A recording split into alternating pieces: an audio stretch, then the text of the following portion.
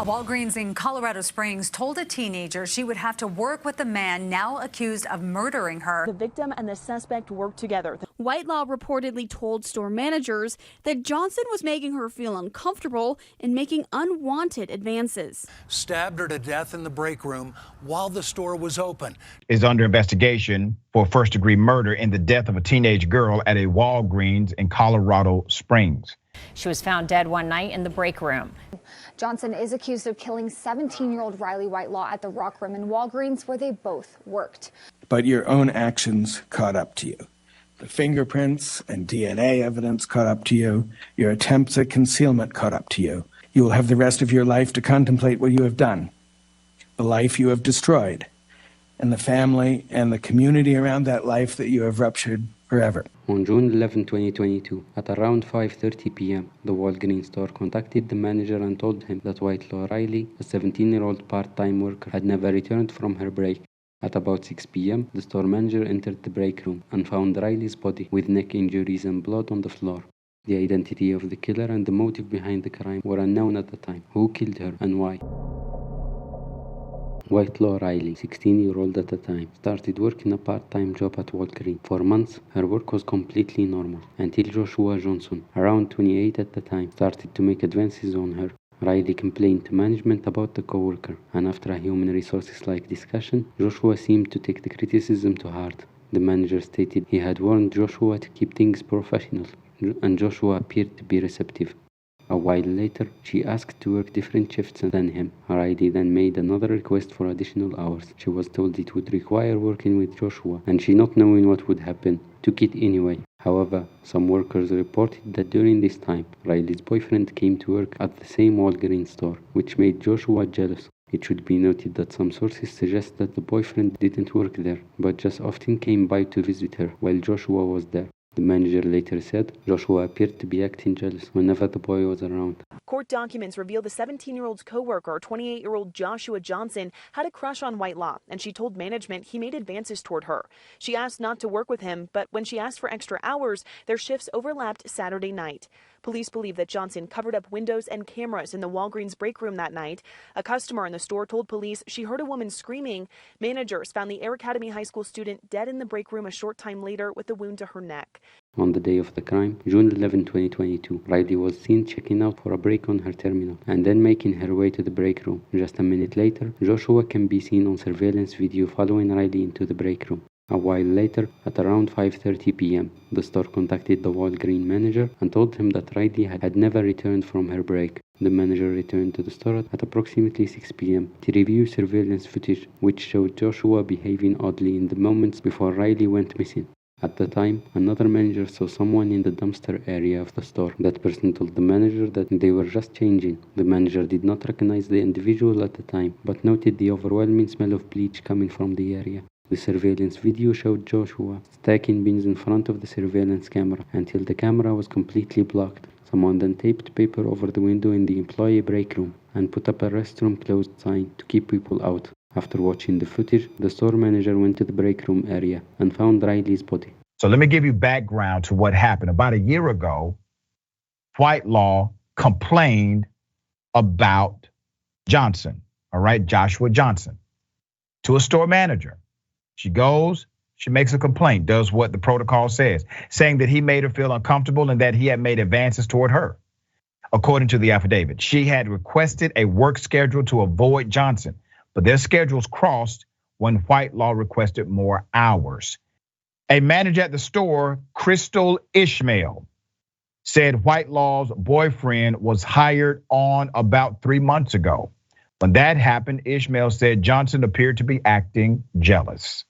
Before the attack, Johnson allegedly stacked boxes in front of a surveillance camera in the room to obstruct the camera's view. That's called premeditation. Paper was taped over the windows of the break room, according to the affidavit, and a restroom closed sign was placed in the area. A woman who was a customer in the store told investigators she heard a woman screaming and the sound of stalls slamming.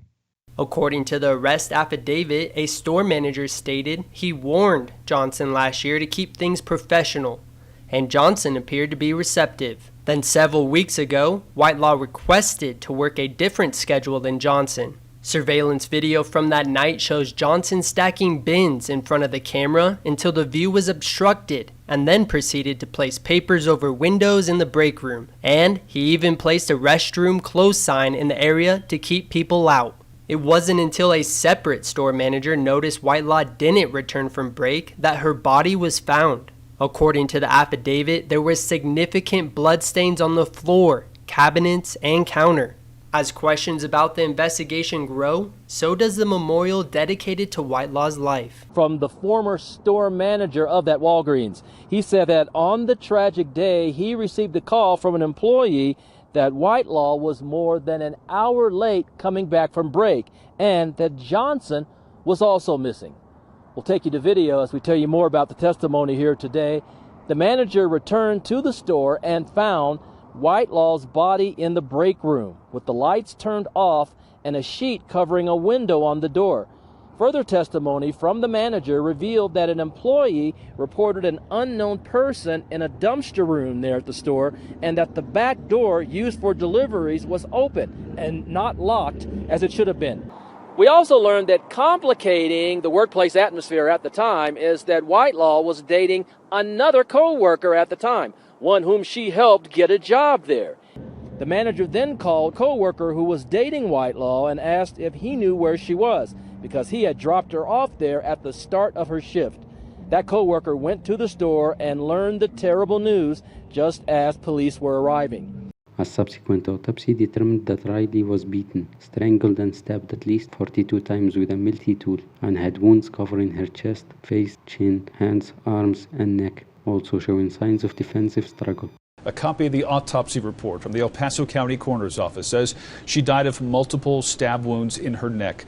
The District 20 junior high school student had a total of 42 stab wounds.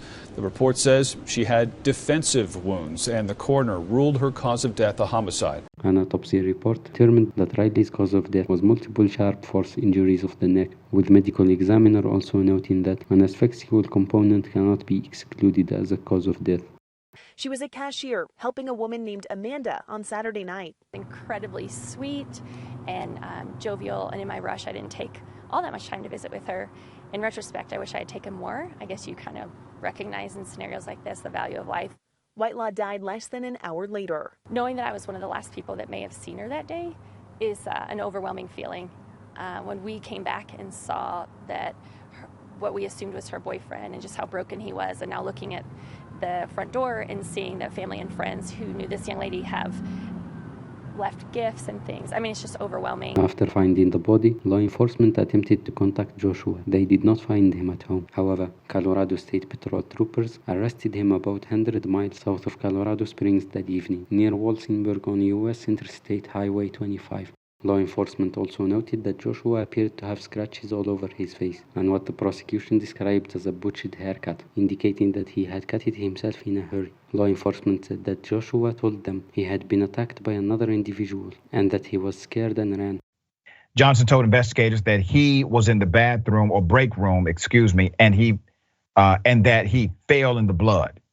He was near a large trash bin at the store where an empty bottle of bleach was found. He told investigators he went home and washed the blood off of his clothing after that happened. Joshua Johnson, 28, was charged with first-degree murder for killing 17-year-old Riley Whitelaw at their workplace. Following the media attention surrounding the death of Riley Whitelaw, her mother Courtney and Riley's friends took action after Riley's identity was released on an arrest warrant for her killer.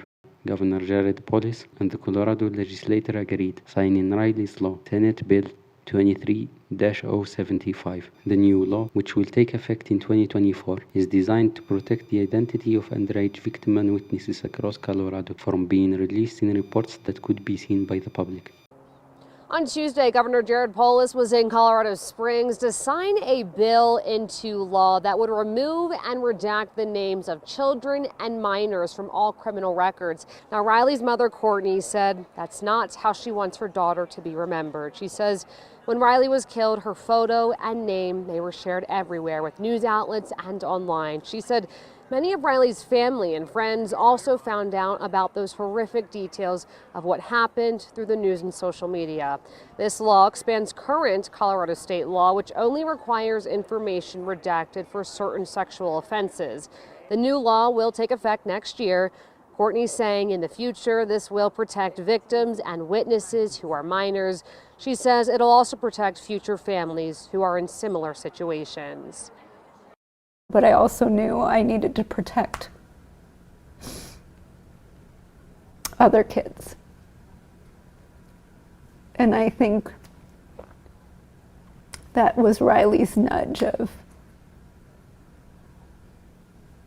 please protect the kids that will unfortunately come after me. Riley's mom spoke in court today. What did she say? Well, she gave the judge her opinion on bond being set for Johnson.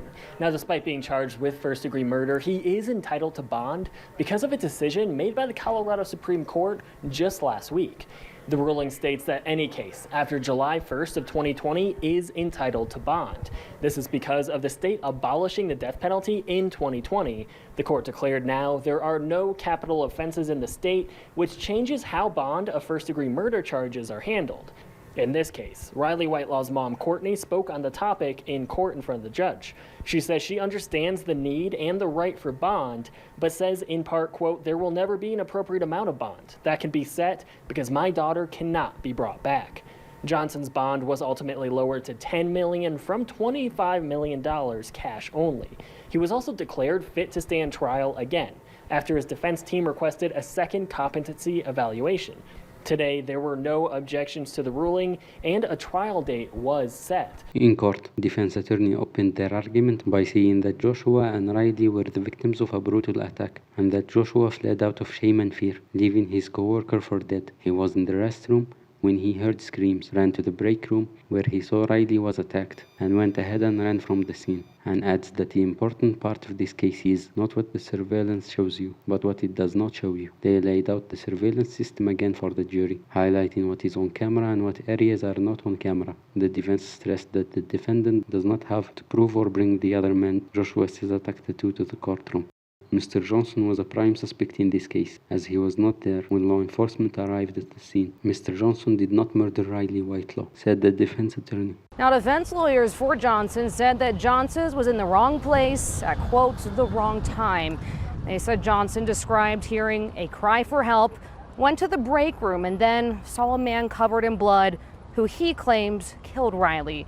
They said Johnson was then thrown to the ground, also got covered in blood, got scared, then ran out the back door. The defense also pointed out that there was no surveillance video of the break room where Riley's body was found. And as mentioned, graphic photos of that scene were also shown throughout the courtroom today. Many of Riley's friends and families either choosing to look away or look down as some of those images were shown.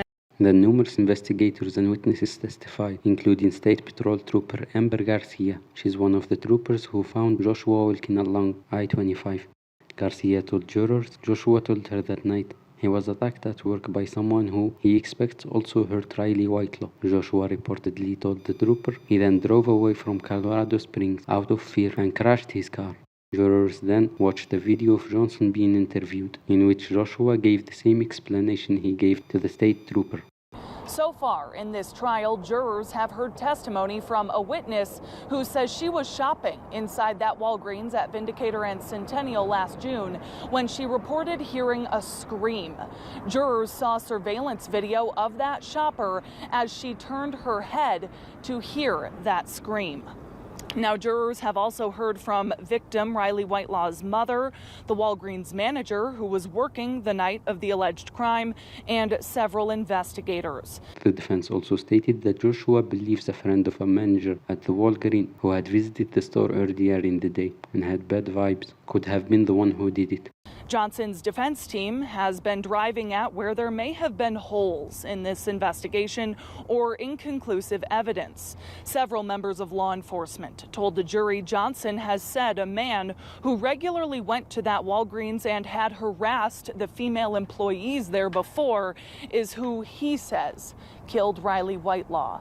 Then prosecution took the turn to point out that when Joshua was arrested on the night of June 11, Riley's DNA was found on him, along with scratches on his face and body.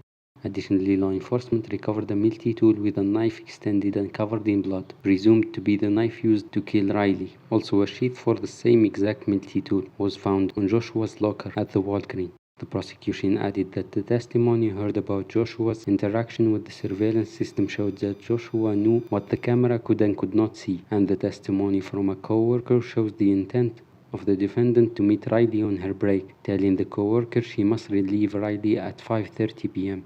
The prosecution has a lot of evidence that they're stacking up against Joshua Johnson.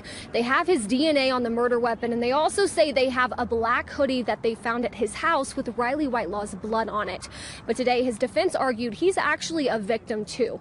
They say he walked into the break room, saw a motionless Riley Whitelaw before he was attacked by a stranger himself. The prosecution started by showing a photo of a smiling Riley on the screen, and then a photo of her body covered in blood in the store break room, where she was stabbed 42 times. They argue Johnson took her life, an act motivated by jealousy that Whitelaw was dating a different coworker. Court docs show Riley previously told managers that Johnson made her uncomfortable. They say her murder was carefully planned, showing the jury surveillance footage of Johnson stacking crates to block a security camera in the Walgreens stockroom. The defense argues Joshua Johnson was an easy suspect because he was at the wrong place at the wrong time. They argue Johnson was walking back to the bathroom when he heard a call for help. They say he walked into the break room, finding Whitelaw motionless on the ground and a stranger who attacked him. After breaking free, the defense says Johnson left the Walgreens. Stalking. That's how a judge described the behavior of Joshua Johnson towards his coworker, Riley Whitelaw. Prosecutors say Johnson knew the combinations to staff lockers, including those of Riley Whitelaw and her boyfriend. Inside Johnson's locker were social security numbers of Whitelaw and her boyfriend, according to testimony by Colorado Springs police detectives. Johnson told detectives when he was arrested that he, quote, had a small crush on Riley, but it didn't go anywhere. Detectives say Johnson stabbed her inside the break room where they both worked, a Walgreens in Northwest Colorado Springs, in early June. Anna Shelton, a close friend of Riley Whitelaw, was one of the witnesses called to the stand. Anna was choking up through her testimony as the prosecution outlined Anna's relationship with Riley. Anna stated, "Riley was one of my closest friends." Judge Bentley paused the testimony to explain that this is being used to prove a motive in the case. Anna testified about multiple conversations she had with Riley about sexual advances made by someone Riley identified as Josh. Anna testified that Riley told her Joshua had made multiple sexual comments to Riley. Riley had brought these concerns to Walgreen management, but stated there had not been much movement over the concern. What is interesting is that the defense declined to cross-examine Anna. The comments Joshua made to Riley were about how she liked to be choked. According to the manager, Whitelaw said that Johnson made comments such as, "You like to be dominated," and said that despite their 11-year age difference, he wanted to ask her out when she turned 18. Two of Whitelaw's friends confirmed through text and voice messages with her that she was always uncomfortable with Johnson, even revealing that he once brushed up against her and slapped her on the behind. Joshua Johnson did not testify on his own behalf. Then the closing argument were made, and the jury had reached a verdict. In the case of People versus Joshua Johnson, Joshua was found guilty of 1 count of murder in the first degree. After that, the prosecution motioned for immediate sentencing. Typically, the sentencing comes later, weeks or months after someone is found guilty.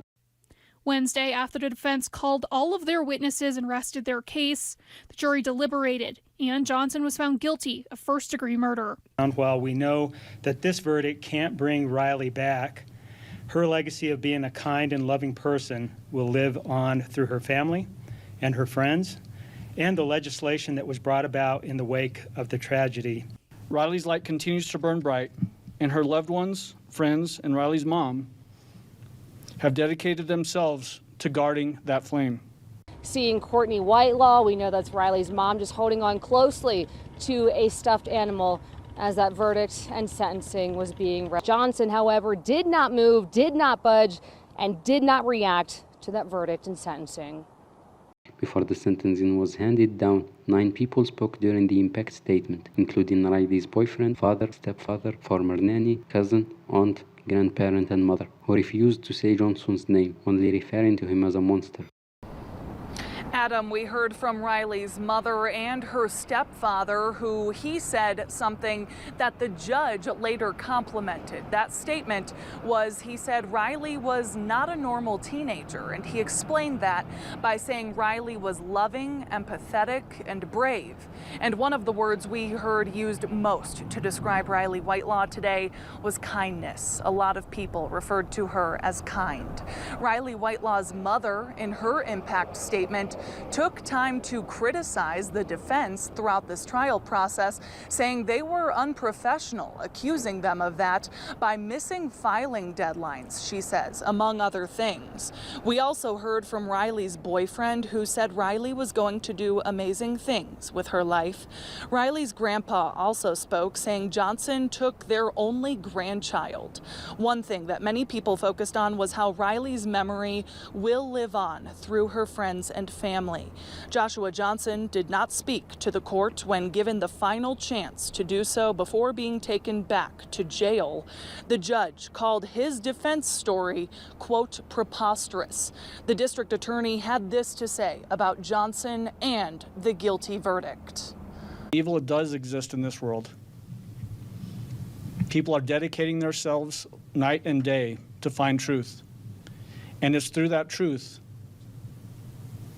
that the wicked are punished. And that's exactly what we saw here today. And now also during her victim impact statements, Riley's mom and family, they had thanked members of law enforcement, the DA's office, and the community who said they made it possible to get justice for Riley. Now, Riley's mom called Johnson a monster, saying she will never say his name, and she also hopes his actions will haunt him for the rest of his life. After the impact statement, Judge Bentley told Joshua he cut himself off from humanity and handed down Joshua Johnson a sentence of life in prison without the possibility of parole. After 1 hour of jury deliberations, a man has been found guilty of murder in the death of his teenage co-worker at a Colorado Springs Walgreens last summer. Joshua Johnson is now sentenced to spend the rest of his life behind bars. He's convicted in the murder of 17-year-old Riley Whitelaw last summer. Riley was a kind, loving, empathetic human being, and I've told her classmates, please carry that forward in honor of her, and that we need more Rileys in the world. Riley was going to be a senior this year at Air Academy High School in Colorado Springs. She had been working a part-time job at this Walgreens for almost a year and a half when her vibrant life was cut short on June 11th. Her body discovered by management in the store's break room. And I hope Riley gets justice. She deserves that. I just want her back, and I don't get her back. Riley was determined to have a tattoo, and for 2 years she kept asking, and I kept saying no. And she came to me one night and said, how about we get a tattoo together? And she had drawn it, and this is what it was. And we did this in December. And it's kind of her gift for me forever. And so every breath I take is very much for Riley, and trying to make her proud, and trying to make sure that she's not forgotten in all of this, and that she made an impact and will continue to make an impact. Because when you Google her name, it's not for the good reasons, the good human that she is. It's for the really horrific details. And I don't think myself, my family, her friends ever wanted that. That tattoo and these necklaces, one with her daughter's ashes, are reminders that Riley is never far away. You keep her close. I keep her very close. Riley Whitelaw. And last week, Riley's mom walked across stage for what would have been Riley's graduation. She accepted Riley's diploma and carried Riley's favorite stuffed animal across that stage.